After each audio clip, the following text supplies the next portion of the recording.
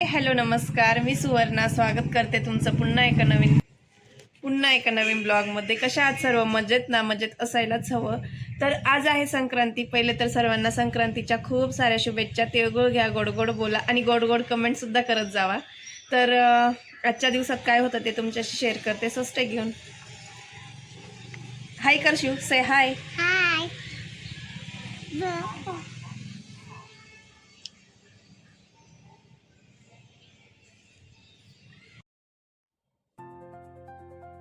तर first time असं झालं की जे हे सुगडस आणि म्हणजे आपण खण म्हणतो ना, ते मी त्या दिवशी आणले, जे की मी संक्रांतीच्या आदल्या दिवशीच आणत असते. पण काही कारणामुळे मला हे मी संक्रांतीच्या दिवशी सकाळी घेऊन आले होते.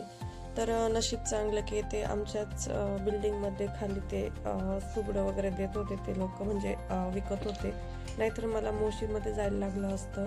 नंतर मी ते सुगडं वगैरे घरी आणले. ते छान असे त्यामध्ये जो आपला ववसा होता तो भरला आणि त्यांची पूजा केली.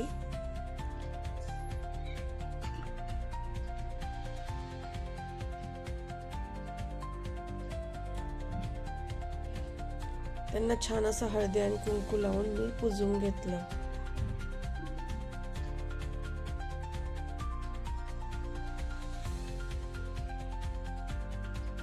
तर गावाकडे ना हे काही सुगडं मोठे असतात आणि काही छोटे असतात.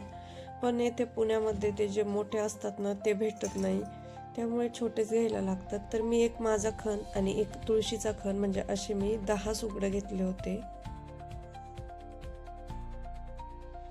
तर खूप छान दिसत होते ते. त्यानंतर आजीला होती एकादशी, तर मी आजीसाठी ते खिचडी बनवली होती. आणि नंतर देवांना पण तोच मी प्रसाद म्हणजे नैवेद्य ठेवणार होते खिचडीचाच. तर तोच येथे मी ठेवायला चालले होते.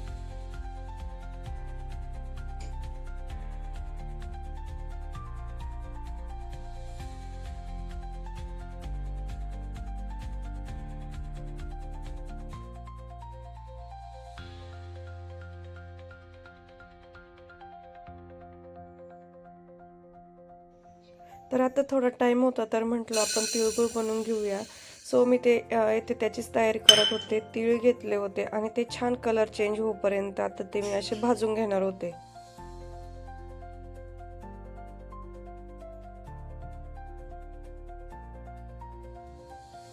त्यानंतर तुम्ही बघू शकता कलर छान असा चेंज झाला होता. तर मी आता त्यामध्ये ना ही गुळ पावडर जी होती ना ती ॲड करून घेतली होती.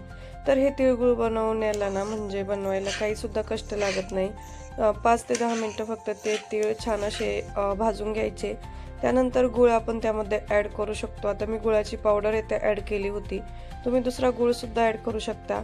आणि म्हटलं आजीला म्हटलं की आता तू ना हे दुसऱ्या प्लेटमध्ये शिफ्ट कर, जेणेकरून आपल्याला वड्या पाडून घेता येतील.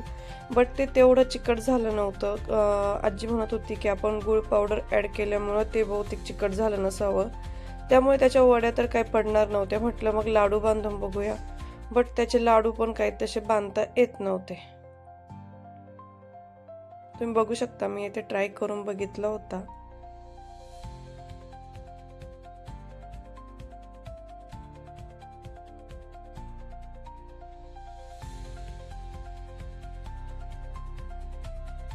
त्यानंतर ना मस्त अशी तयार झाले आणि जे आपलं तुळशी आणि देवाला अगोदर आपल्याला ओसायला लागतं, तर तेच येथे मी तुळशीला ओसून घेतलं.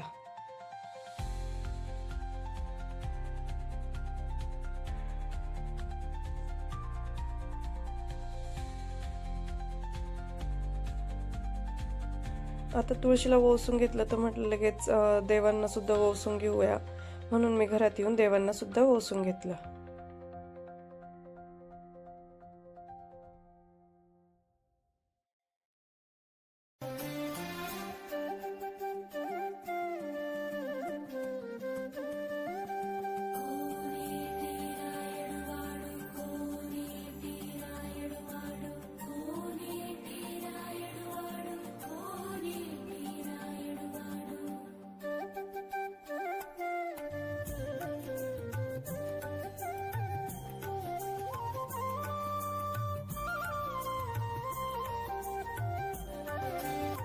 त्यानंतर आम्ही सर्व बायकांना सोसायटीमध्ये जमणार होतो एकमेकींना वळसण्यासाठी.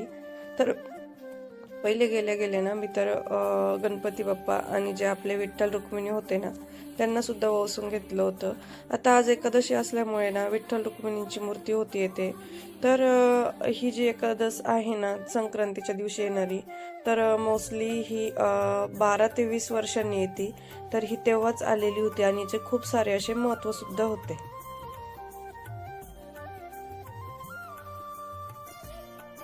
आता त्यानंतर ना आम्ही बाहेर आलो होतो. आमच्या ह्या काही मैत्रिणी होत्या. तर म्हटलं आपण 5 जणींना वसायचं असतं. तर म्हटलं चला आपण पहिले ते काम करून घेऊया. सो आम्ही येथे एकमेकींना वसत होतो आणि येथे दीपाली ताई म्हणत होत्या बांगड्या खूप छान आहे. बट त्या कुणाच्या ह्या म्हटल्या नाही, असं म्हटलं नाही. तर आम्हाला असं वाटत होतं की त्यांना वाटत होतं त्या माझ्या बांगड्यांना म्हणताय, मला वाटत होतं त्यांच्या बांगड्यांना म्हणताय. बट त्यांना माझ्या बांगड्या आवडल्या होत्या आणि मला वाटत होतं की माझ्या समोर ज्या बसल्या आहेत त्यांना त्यांच्या बांगड्या आवडल्या असतील. सो असं आमचं काहीतरी तेच बोलणं सुरू होतं इथे. आय नो तुम्हाला काहीतरी वाटलं असेल की हे इथे सांगण्याचा काही विषय नव्हता, बट जो झाला होता तो मी तुम्हाला विषय सांगितला. त्यानंतर तिळगुळ दिले. तिळगुळ घ्या, गोड गोड बोला असं सुद्धा बोललं.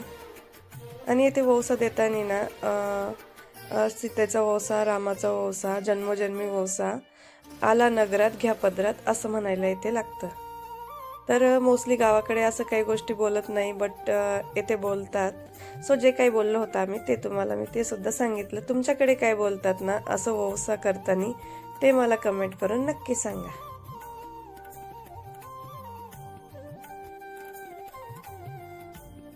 त्यानंतर ही पूजा थाळी तुम्ही बघू शकता किती छान डेकोरेट केलेली होती.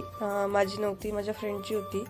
तर एवढं छान तयार झालं म्हटल्यावरती फोटो व्हिडिओ तर व्हायलाच पाहिजे. सो आम्ही येथे मी त्यांना वाटत होतं की मी फोटो काढते, बट त्यांना म्हटलं मी इथे व्हिडिओ काढते. सो असं काहीतरी झालेलं. त्यानंतर आम्ही नंतर गाईला सुद्धा वसायला गेलो होतो. तर मी येथे गाईची सुद्धा पूजा करून तिला सुद्धा वसून घेतलं.